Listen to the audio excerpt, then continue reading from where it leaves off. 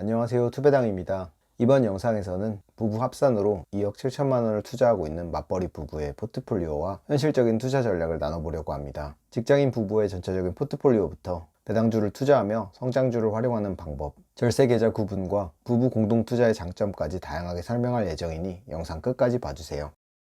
첫 번째, 전체 포트폴리오입니다. 저희 부부는 SCHD, 슈드를 중심으로 배당주 투자 비중이 높습니다. 동시에 성장주도 함께 투자하고 있습니다. 크게 두 그룹으로 나누어서 매수 비율을 구분해보면 배당주는 75%, 성장주는 25% 정도입니다. 투자 금액으로 배당주 2억, 성장주 7천만 원입니다. 개별 종목을 잠깐 공유하면 다음과 같습니다. 각 그룹에 해당하는 투자 수익을 비교해 보겠습니다. 25%에 해당하는 성장주의 투자 수익이 80% 정도를 보이고 있고 75%를 차지하는 배당주가 5% 내외의 투자 수익을 기록하고 있습니다. 종합해서 수익률은 약 20% 내외고요. 7천만 원 이내 정도입니다. 만약 배당주 성장주 비중이 반대였다면 1억 6천의 수익이었겠습니다. 하지만 그렇게 공격적으로 투자하지 않은 것이 사실이고 월 50에서 60만 원의 현금 흐름을 만들지 못했을 겁니다. 현 시점에 이프는 큰 의미가 없는 것 같습니다. 투자 비중이 큰 배당주의 수익률이 높진 않지만 꾸준한 배당을 지급하는 배당주 덕분에 마음 편히 투자를 이어가고 있습니다. 가장 투자 비중이 큰 슈드에 대한 저의 평가는 카드 영상을 참고해 주시면 좋습니다. 배당 투자자인데 왜 성장주 투자를 25%나 하나요? 라는 궁금증을 가지고 계신 분도 있을 것 같습니다. 그 이유를 나눠보자면 의미 있는 배당금을 받기 위해서는 투자 규모가 커야 하는데 그 투자 규모를 키우기 위한 방법으로 성장주를 활용하고 있기 때문입니다. 저희 포트폴리오에서도 볼 수 있듯이 성장주는 주가 상승폭이 큽니다. 투자 심리가 과열되는 시기에는 기업이나 시장에 대한 기대감이 쏠려서 성장주는 기대 이상의 수익률을 보이곤 합니다. 물론 하락기에는 그만큼 큰 하락폭을 보이며 변동성 리스크도 열려 있습니다. 반대로 배당주는 상대적으로 주가 변동이 적지만 상승기의 수익을 온전히 누리기 어렵습니다. 성장주, 기술주의 등락만 바라보면 자산 확대로 이어지지 않지만 적절히 리밸런싱을 하면 안정성과 함께 수익도 함께 누릴 수 있습니다. 그래서 저는 성장주의 평가 금액이 커지는 시점에 일부를 매도해서 배당주로 전환하는 전략을 사용하고 있습니다. 제가 슈드를 1억 규모로 모은 것도 이 방법이었습니다.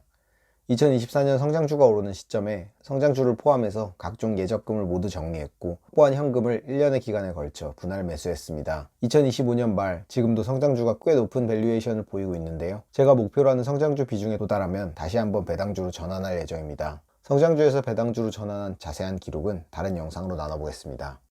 그 다음으로 75%를 차지하고 있는 배당주에 대한 상세 포트폴리오입니다. 처음 배당주를 접하고는 개별 배당주 투자에 집중했습니다. 배당률 3.5% 이상의 배당주를 탐색했고 성장성과 배당 성장률, 섹터 분산, 서로 다른 분기 배당 등의 기준에 따라 종목을 분석했습니다. 그 결과 매달 고배당으로 받을 수 있는 리얼티 인컴을 먼저 깔아두고 스타벅스, 아메리칸 타워 등 분기 배당을 구분해서 매달 배당받을 수 있는 형태로 세팅을 했습니다. 하지만 투자금이 커질수록 결국 두 가지가 중요하다는 점을 깨달았는데요.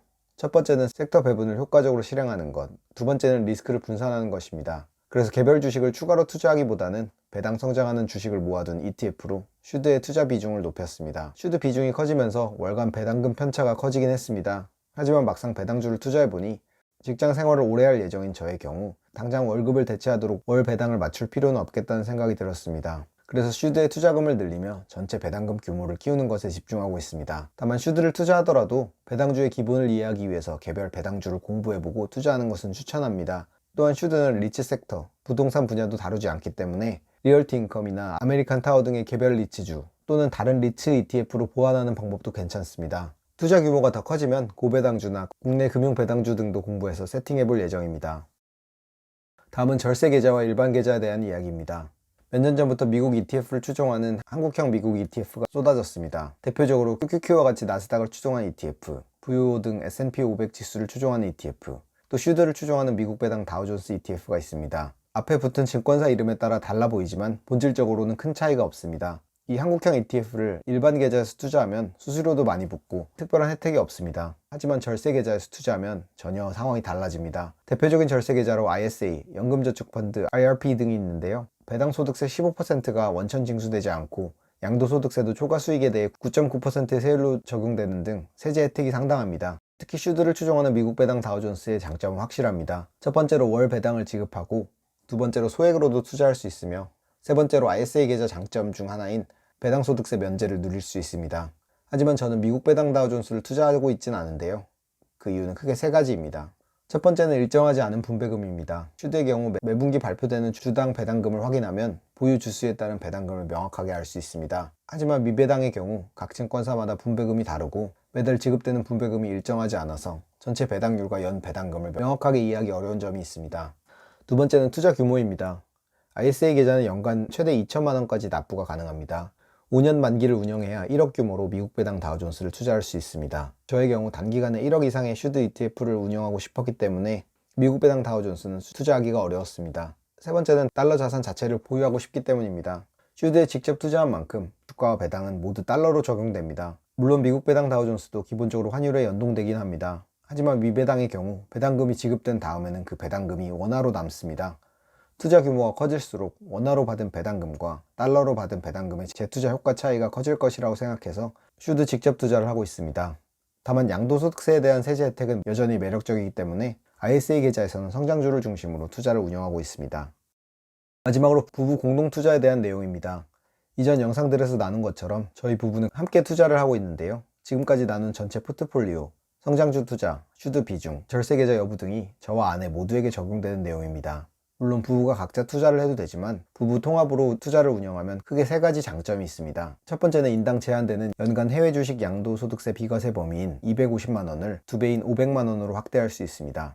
해외 주식을 투자하는 분들은 대부분 아시겠지만 연간 250만 원을 초과하는 수익을 실현하면 그 초과분에 대해서 22%의 양도소득세를 납부해야 합니다. 예를 들어 500만 원 수익을 만들면 비과세 범위 250만 원을 제외하고 초과 수익 250만 원에 대해 22%의 세율을 적용해서 55만 원의 세금을 납부해야 합니다. 이때 부부가 나눠서 250만 원씩 양도소득을 얻으면 비과세 범위를 넘지 않아 세금을 전혀 내지 않을 수 있습니다. 부부가 나누어서 성장주와 배당주를 함께 투자하면 높은 확률로 매년 수익을 같이 낼 수 있고 실현손익에 대한 양도소득세를 줄일 수 있습니다. 두 번째는 배당소득세 절세에 대한 이야기입니다. 현재 우리나라 제도는 1인당 배당 소득이 연 2천만 원이 넘어가면 종합소득 과세 대상이 되어서 연간 소득에 따라서 세금을 많이 내게 될 수 있고 건강보험료도 함께 인상될 수 있습니다. 처음 배당 투자를 하면 배당 소득 2천만 원이 멀게만 느껴질 수 있지만 투자 규모가 커지면 배당 소득 2천만 원을 의외로 빠르게 도달할 수 있습니다. 연 2천만 원을 월로 계산하면 166만 원 정도가 되는데 커버드콜이나 고배당주를 함께 활용하면 상대적으로 적은 원금으로도 이 월 배당에 도달할 수 있습니다. 한 사람에 대한 연 배당금이 2천만 원이 넘기 전에 부부가 나누어서 배당 투자를 하면 실질적으로 연간 4천만 원의 배당금을 넘지 않은 경우 추가 세금 부담이 없습니다. 연 4천만 원은 월로 계산하면 330만 원이니 누군가의 월급, 연봉이 될 수 있는 만큼 부부가 나누어서 투자를 하면 유리합니다. 부부가 함께 투자를 하면 좋은 세 번째 이유는 바로 증여를 통해 절세 효과를 누릴 수 있기 때문입니다. 앞서 설명한 해외 주식 양도소득세는 연간 250만 원을 초과하면 무조건 발생합니다. 부부가 나눠서 투자하더라도 수익이 500만 원을 초과하는 경우 피할 수가 없는데요. 이때 한 사람이 배우자에게 증여를 하면 양도소득세를 줄일 수 있습니다. 예를 들어 남편 A가 아내 B에게 증여를 하면 증여받은 아내 B는 증여 시점의 가격으로 세금이 정해집니다. 예를 들어 남편 A가 처음 250만 원을 매수한 주식이 나중에 2천만 원이 되었을 때 그 자체로 385만 원의 양도소득세가 발생할 수 있는데요. 증여를 하면 증여를 받은 B는 2천만 원의 주식이 되므로 2천만 원에서 등락에 따라 양도소득세가 새롭게 매겨집니다. 따라서 당장 2천만 원에 대한 양도소득세는 발생하지 않습니다. 단 2024년 이후부터는 증여 후 1년간 매도 제한이 있기 때문에 이 부분은 참고하시면 좋습니다. 지금까지 부부 합산 2억 7천만 원, 배당 및 성장주 투자자의 포트폴리오와 각 요소별 투자 전략에 대해 나눠봤습니다. 직장인 부부로 주식 투자를 고민하시는 분들께 도움이 되었으면 좋겠습니다. 앞으로 영상에서는 각 요소를 더 자세하게 나눠볼 예정인데요. 댓글로 궁금하신 내용을 알려주시면 우선순위에 따라 진행해 보겠습니다. 영상 끝까지 봐주셔서 감사합니다. 이런 영상을 계속 보고 싶으시다면 구독과 알림 설정 부탁드립니다. 감사합니다.